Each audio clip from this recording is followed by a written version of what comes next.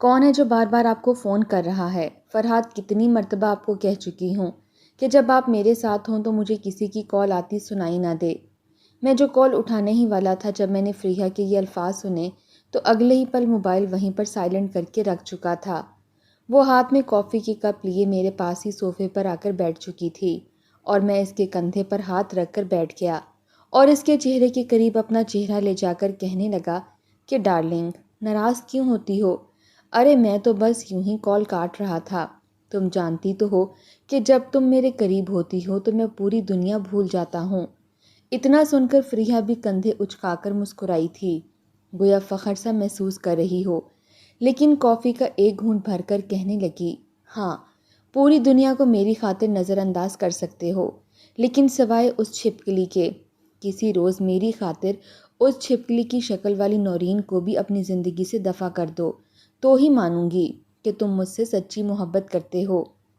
یہ بات فریحہ نے کہہ تو دی تھی، جبکہ اگلے ہی پل فرحات کے چہرے کی ہوائیاں اڑی تھیں۔ فریحہ کو دیکھ کر کہنے لگا کہ ارے تم تو ساری حقیقت جانتی ہو، پھر بھی اس طرح کی باتیں کرتی ہو۔ میں تم سے محبت کرتا ہوں، تبھی تو تم سے شادی بھی کر لی ہے اور تمہیں اس فلیٹ میں بھی رکھ رہا ہوں، زیادہ وقت تمہارے ساتھ ہی گزارتا ہوں۔ لیکن اب میرے ماں باپ کو بھی تو دیکھو، اگر میں ان کی بات نہیں مانوں گا تو میری کس قدر بے عزتی ہو جائے گی۔ تم جانتی تو ہو کہ پہلے میری زندگی میں میرے ماں باپ ہیں، ان کا حکم ہے، اور اس کے بعد ہی میری ذات آتی ہے، اور میری ذات سے منسلک تم ہو۔ فرحات نے یہ بات جب فریحہ سے کی تو وہ خاموش ہو چکی تھی، لیکن یہ آج پہلی مرتبہ نہیں ہوا تھا جو اس نے مجھے ایسا کہا ہو۔ میرا اور فریحہ کے نکاح کو 2 مہینے ہو چکے تھے اور ہر بار اس نے مجھے یہی کہا تھا کہ بس مجھے حق مہر میں آپ سے کچھ نہیں چاہیے، لیکن میں آپ سے صرف اتنا چاہتی ہوں کہ آپ اس نورین کو طلاق دے دیں۔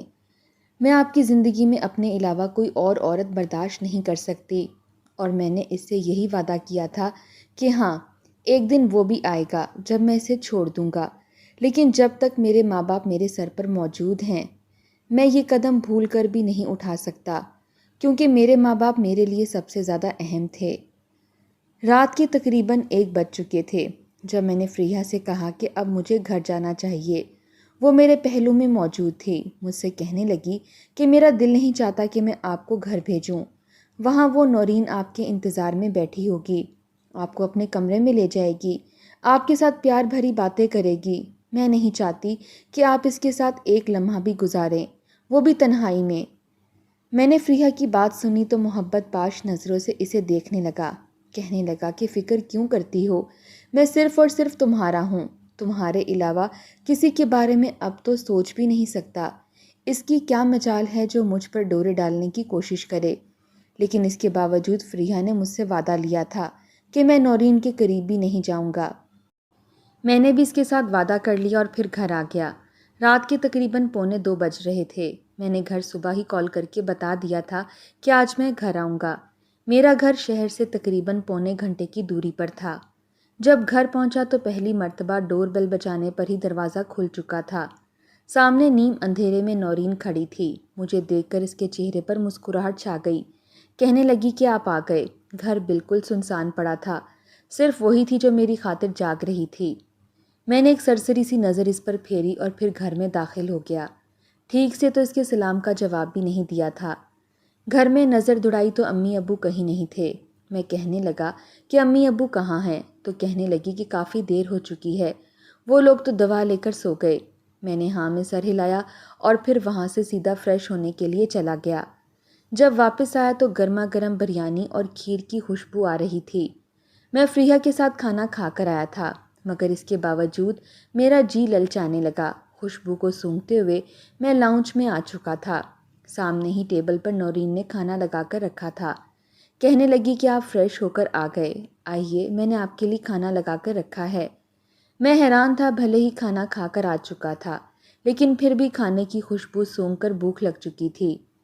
فریحہ کو کھانا بنانا نہیں آتا تھا، وہ میرے لیے کھانا باہر سے ہی آرڈر کرتی تھی، بس نوڈلز اور آملیٹ یا پھر بریڈ جیم دے دیا کرتی تھی، لیکن پھر بھی مجھے وہی پیاری تھی کیونکہ وہ میرے ساتھ جچتی تھی، میری طرح ہی ماڈرن تھی، نہ کہ نورین جیسی گاؤں کی بس گھرداری اور سلیقہ شعار سی لڑکی۔ بہرحال وہ کھانا دیکھ کر میں کھانا کھانے لگا۔ بھلے ہی میں اس کو کچھ خاص منہ نہیں لگاتا تھا، لیکن کھانے سے کیسی ناراضگی۔ میں جتنی دیر کھانا کھاتا رہا وہ مجھے دور بیٹھ کر دیکھتی رہی اور اندر ہی اندر مسکراتی رہی۔ اسے یوں مسکراتا دیکھ کر میں کہنے لگا کہ کیا بات ہے، مجھے دیکھ کر مسکرا کیوں رہی ہو؟ کہنے لگی کہ کچھ نہیں، اتنے روز بعد آپ کو اپنے سامنے دیکھ کر میرے چہرے پر مسکراہٹ آ گئی۔ میں نے اس کی اس بات کا کوئی جواب نہیں دیا تھا، بس کھانا کھاتا رہا۔ میں نے بھوک سے زیادہ ہی پلیٹ میں چاول اور پھر کھیر ڈال لی تھی۔ کچھ ہی کھا کر میں نے وہ چیزیں بچا دیں۔ جب میں کھا کر اٹھا اور کمرے میں جانے لگا تو میں نے دیکھا کہ نورین وہی میری کرسی پر بیٹھی وہ پانی پی رہی تھی جو میں نے چھوڑا تھا۔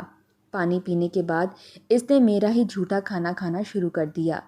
کتنی ہی دیر میں سے کھڑا دیکھتا رہا اور پھر سر جھٹک کر کمرے میں آ گیا۔ میرا 3 سال کا بیٹا کمرے میں سو رہا تھا۔ اسے دیکھ کر میرے چہرے پر مسکراہٹ سی آ گئی۔ پہلے مجھے میرا بیٹا بھی بڑا پیارا لگتا تھا، لیکن جب سے فریحہ میری زندگی میں آئی تھی، میری زندگی اور صرف فریحہ بن کر رہ چکی تھی۔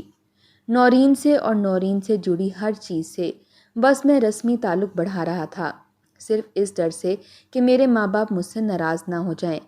میں نے اپنے بیٹے کے سر پر اپنے لب رکھے اور پھر اس کے ایک جانب ہو کر سو گیا۔ جب تک نورین کمرے میں آئی میں جاگ بھی رہا تھا تو آنکھیں بند کر چکا تھا۔ وہ بیٹے کی دوسری جانب آ کر لیٹ گئی۔ میں نے بیٹے کے سینے پر ہاتھ رکھا تھا تو نورین نے بھی اپنا ہاتھ میرے ہاتھ پر رکھ دیا۔ بے ساختہ مجھے فریحہ کی بات یاد آئی۔ میں نے فوراً اپنا ہاتھ وہاں سے ہٹا دیا اور دوسری جانب ہو کر سو گیا۔ میرے ماں باپ صبح مجھے گھر میں دیکھ کر بہت خوش تھے۔ سوال کرنے لگے کہ اس مرتبہ تم پورے 1.5 ماہ بعد گھر آئے ہو اور اب جا بھی رہے ہو۔ میں نے کہا کہ ہاں اماں، کام ہی بہت ہوتا ہے، بس آپ لوگوں سے ملنا تھا اس لیے آ گیا۔ میں نے اپنی جیب سے 50,000 روپیہ نکال کر اپنے ماں باپ کے ہاتھوں پر رکھا کہ ان سے خرچے وغیرہ پورے کرتے رہنا۔ ناشتہ کرنے کے بعد کچھ گھنٹوں بعد مجھے واپس شہر جانا تھا۔ میں نے وعدہ کیا تھا کہ میں آج کا لنچ فریحہ کے ساتھ ہی کروں گا۔ میرے ماں باپ مجھے کہتے رہ گئے، لیکن میں ان کو کوئی نہ کوئی بہانہ بنا کر وہاں سے نکل آیا تھا اور سیدھا اپنی فریحہ کے پاس آیا تھا۔ میں دیکھ سکتا تھا کہ نورین کی آنکھوں میں کتنی امید تھی کہ میں جانے سے پہلے اس سے مل کر جاؤں گا، اپنے بیٹے کو بوسہ دے کر جاؤں گا، لیکن میں نے ایسا نہیں کیا تھا۔ گھر آیا تو فریحہ مجھ سے ملنے کے بعد ایک مرتبہ پھر مجھ سے یہی کہہ چکی تھی کہ بتاؤ، تم نے نورین کے ساتھ زیادہ بات تو نہیں کی، اس کے ساتھ زیادہ فری تو نہیں ہوئے، اسے کوئی گرین سگنل تو نہیں دیا؟ اور میں اسے یہ کہہ رہا تھا کہ ارے نہیں بابا، ایسا کچھ بھی نہیں ہے، بلا وجہ ہی تم شک کرتی پھرتی ہو۔ کچھ ہی دیر بعد پھر وہی سوال تھا کہ تم کب اسے طلاق دے رہے ہو؟ میں اب اسے کیا بتاتا؟ میرے ماں باپ کی وہ پسند تھی، میری امی کی بہن کی بیٹی تھی، یتیم تھی۔ ماں باپ تو کب کے نورین کے مر چکے تھے اور میری ماں نے اسے بالکل اپنی اولاد جیسے پالا تھا۔ شروع میں نورین سے مجھے بھی محبت تھی، وہ اچھی تھی، لیکن ہاں ذرا گاؤں کے ماحول سے تعلق رکھتی تھی، اس لیے اپنے دوستوں سے اسے ملواتے ہوئے مجھے شرم سی محسوس ہوتی تھی۔ بہرحال جب سے میری زندگی میں فریحہ آئی تھی تب سے ہی میں خوش رہنے لگا تھا۔ بالکل میری من مرضی کے مطابق لڑکی تھی، لیکن مجھے ایک وقت میں صرف ایک ہی بیوی کے ساتھ محبت ہو سکتی تھی، اور وہ اب میری زندگی میں آنے والی فریحہ تھی، جسے میں اپنے دل کے بے حد قریب کر چکا تھا۔ وقت یوں ہی دھیرے دھیرے گزرنے لگا اور میرے ماں باپ کا بھی انتقال ہو چکا تھا۔ رات کے 2 بجے مجھے نورین کی کال آئی تھی۔ میں نے اس کی کال اٹھا کر انتہائی غصے سے کہا تھا، کیا مسئلہ ہے تمہارا؟ آدھی رات کو بھی چین نہیں لینے دیتی، نیند آئی ہوئی ہے مجھے۔ لیکن اگلے ہی پل اس کی سسکیوں کی آواز اور گھر سے رونے کی آواز سن کر میں گھبرا سا گیا۔ کہنے لگا کہ کیا ہوا ہے؟ تم رو کیوں رہی ہو؟ سب ٹھیک تو ہے نا؟ روتے ہوئے جو بات مجھے نورین نے بتائی، میرے تو ہوش ہی اڑ چکے تھے۔ میں فوراً وہاں سے بھاگا تھا۔ فریحہ مجھ سے پوچھنے لگی اور میں بول کر اسے یہ بھی نہیں بتا سکا کہ میرے ماں باپ کا انتقال ہو چکا ہے۔ پورے گھر میں کہرام سا مچ چکا تھا۔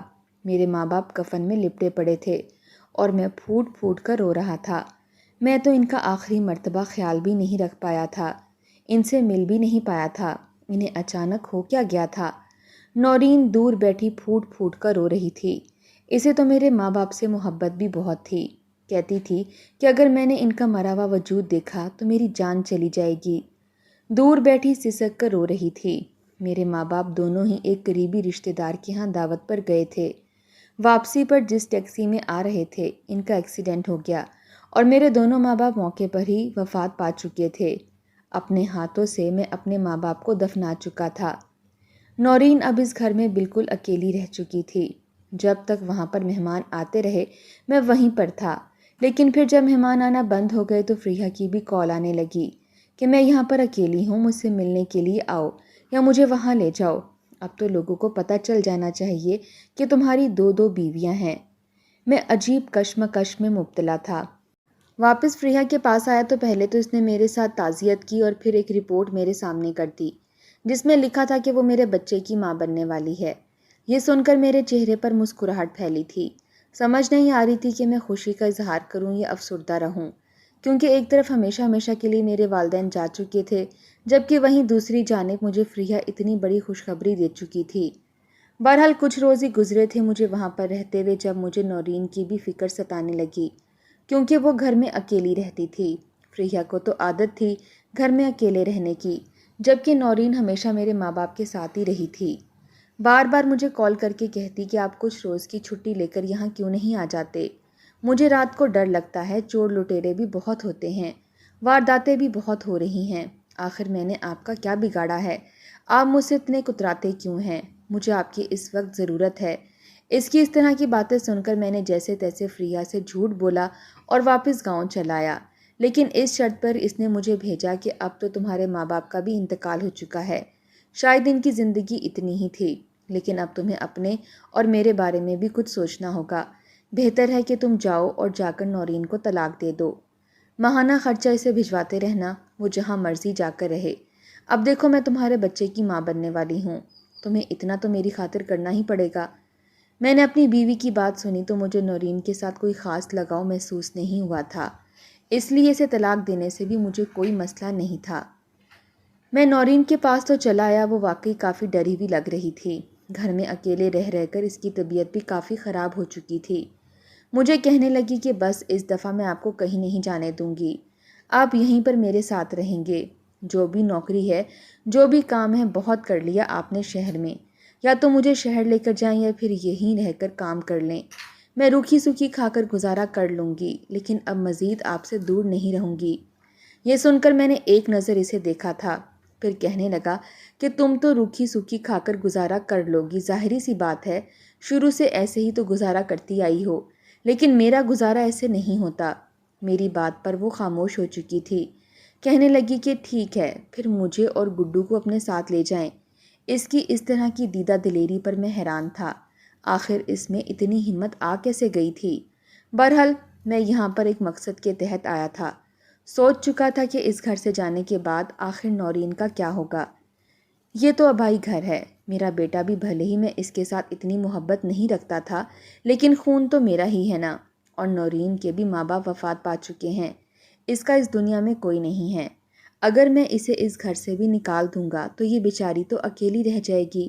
اس لیے میں نے کچھ سوچ بچار کی اور پھر اس نتیجے پر پہنچا کہ ایسا کروں گا کہ یہ گھر نورین کے نام کر دوں گا اور مہینے کا خرچہ اسے ملتا رہے گا۔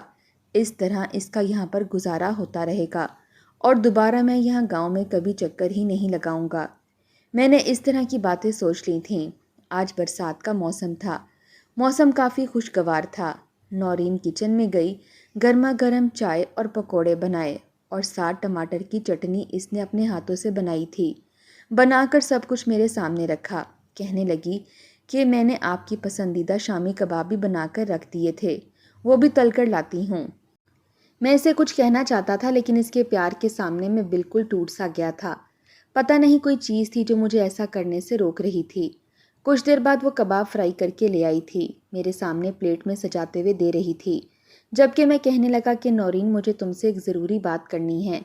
وہ پلیٹ سجاتے ہوئے کہنے لگی کہ ہاں بیٹھ کے ساتھ چائے پئیں، پکوڑے اور کباب کھائیں، اور ساتھ بتائیے کیا بات کرنا چاہتے ہیں۔ ساتھ اس نے اپنے بیٹے کو اپنی گود میں بٹھا لیا اور تھوڑے تھوڑے پکوڑے سے آلو نکال کر بیٹے کو کھلانے لگی۔ وہ مسکرا رہی تھی، خوش تھی، لیکن جب میں نے کہا کہ میں تمہیں طلاق دینا چاہتا ہوں تو اگلے ہی پل اس کے چہرے پر مسکراہٹ مٹ چکی تھی۔ وہ بالکل سنجیدہ ہو چکی تھی، اس کا ہاتھ وہیں پر رک چکا تھا، لیکن بولی کچھ نہیں تھی۔ میں اس کے سامنے کرسی پر بیٹھ چکا تھا۔ مجھے لگا تھا وہ چیخے گی، چلائے گی، روئے گی، لیکن وہ بالکل خاموش تھی۔ کہنے لگی، کیوں؟ آپ مجھے کیوں طلاق دینا چاہتے ہیں؟ میں نے ایک گہری سانس خارج کی اور کہنے لگا کہ بس، میں مزید تمہارے ساتھ گزارا نہیں کر سکتا۔ تم کبھی بھی میری آئیڈیل تھی ہی نہیں۔ میں جس لڑکی کو پسند کرتا تھا، میں اس سے شادی کر چکا ہوں، اور وہ بھی مجھے بہت جلد ایک بچے کا باپ بنانے والی ہے۔ وہ میری جیسی ہے، اور سب سے بڑی بات یہ ہے کہ وہ میری محبت ہے۔ وہ خاموشی سے میرے منہ سے اپنی سوتن کی تعریفیں سنتی رہی تھی، لیکن پھر مسکرائی تھی۔ 2 آنسو اس کی آنکھوں سے ٹوٹ کر گالوں پر آئے تھے۔ کہنے لگی کہ ٹھیک ہے، آپ کو حق ہے، آپ پسند کی شادی کریں، لیکن ان سب میں میرا کیا قصور تھا؟ میں تو ساری زندگی آپ کے نام پر گزارنے والی تھی، آپ کے ساتھ رہنا چاہتی تھی۔ آخر جدائیاں میں نے برداشت کیں، آپ کے لیے ساری ساری رات جاگ کر کتنے خواب میں نے بنے، لیکن خیر، کوئی بات نہیں۔ خیر، آپ مجھے چھوڑنا چاہتے ہیں تو بے شک چھوڑ دیں، لیکن میری ایک شرط ہے۔ کہنے لگی کہ اگلے 1 مہینے تک آپ کو میرے ساتھ رہنا پڑے گا، بالکل میرے ساتھ ویسا ہی رویہ رکھنا پڑے گا جیسے کہ حق ہے۔ آپ نے میرے ساتھ وعدہ کیا تھا، میں جانتا تھا وہ کس وقت کو یاد کر کے بات کر رہی ہے۔ وہی وقت جب ہماری شادی ہوئی تھی، اور میں اپنی باہوں میں اٹھا کر نورین کو کمرے میں لایا تھا۔ اس سے بڑی ہی محبت امیز باتیں کرنے کے بعد وعدے کیے تھے کہ میں ساری عمر اسے یوں ہی پلکوں پر بٹھا کر رکھوں گا، اسے ہر خوشی دوں گا۔ بہرحال، چونکہ وہ میری زندگی سے جانے والی تھی، اور یہ میرا سفر اس گاؤں میں اور نورین کے پاس آخری تھا، اس لیے میں نے اس کی شرط مان لی۔ میں نے فریحہ کو میسج کر دیا اور کسی نہ کسی طرح سمجھا دیا کہ 1 مہینے تک میں یہیں رہوں گا۔ یہ نورین کی خواہش ہے۔ فریحہ اس بات پر بہت بھڑکی تھی، کہنے لگی کہ یہ جادوگرنی ہے، تمہیں اپنی باتوں میں پھنسا لے گی، تمہیں مجھ سے چھین لے گی، کیا تمہیں میری حالت دکھائی نہیں دیتی؟ لیکن میں نے اسے یہی کہا تھا کہ تم فکر مت کرو، میں کوئی بچہ نہیں ہوں، پہلے بھی اس کی موجودگی میں ہی تمہیں میں نے اپنی زندگی میں شامل کیا ہے۔ اگر یہی میری چوائس ہوتی تو میں اسی کے ساتھ ہی خوش رہ لیتا۔ بہرحال 1 مہینہ اب مجھے اس کے ساتھ رہنا تھا، اور بالکل ویسے ہی رویہ رکھنا تھا جیسا کہ نورین نے مجھے کہا تھا۔ میں اس کے ساتھ مسکرا کر بات کرنے لگا، اس کے ساتھ بیٹھ کر کھانا کھاتا، اسے اپنے ہاتھوں سے کھانا کھلاتا۔ وہ مجھ سے کوئی بھی بات کرتی، ہنستی، کھلکھلاتی تو میں بڑے پیار سے اس کی ہر بات کا جواب دیا کرتا۔ بچے کو بھی پیار سے رکھتا، اسے اٹھاتا، اسے کھانا کھلاتا۔ اس کا کہنا تھا کہ میں اسے گھمانے بھی لے جایا کروں۔ میں نے سوچا کہ چلو شہر کے کسی پارک میں لے جاؤں گا، ہوٹل میں لے جاؤں گا، لیکن نورین کہنے لگی کہ جیسے شادی سے پہلے ہم کھیتوں میں ملا کرتے تھے، اب بھی آپ مجھے وہیں پر لے کر جائیں گے۔ میرے دل کو کچھ کچھ ہونے لگا تھا۔ میں ایک مرتبہ پھر ان پرانے کھیتوں کو اور ان درختوں کے پاس جا کر نورین کے ساتھ وقت گزارنے لگا۔ ہم جہاں جہاں بھی جاتے وہ مجھے ایک ایک لمحہ یاد کرواتی کہ یہاں پر ہم نے کتنا وقت گزارا تھا، کتنی باتیں کی تھیں، کتنے وعدے قسمیں کیے تھے، اور دھیرے دھیرے جیسے میں شرمسار سا ہونے لگا تھا۔ ظاہری سی بات ہے، وہ میری بیوی تھی، میرے دل میں اس کے لیے ایک مرتبہ پھر محبت جاگنے لگی تھی۔ آخر میں کب تک خود کو اسے دور رکھ سکتا تھا؟ وقت یوں ہی گزرنے لگا، میں دھیرے دھیرے نورین کے ایک مرتبہ پھر قریب آ رہا تھا۔ اس سے دوری کی وجہ صرف اور صرف یہ تھی کیونکہ میں اسے دور رہتا تھا۔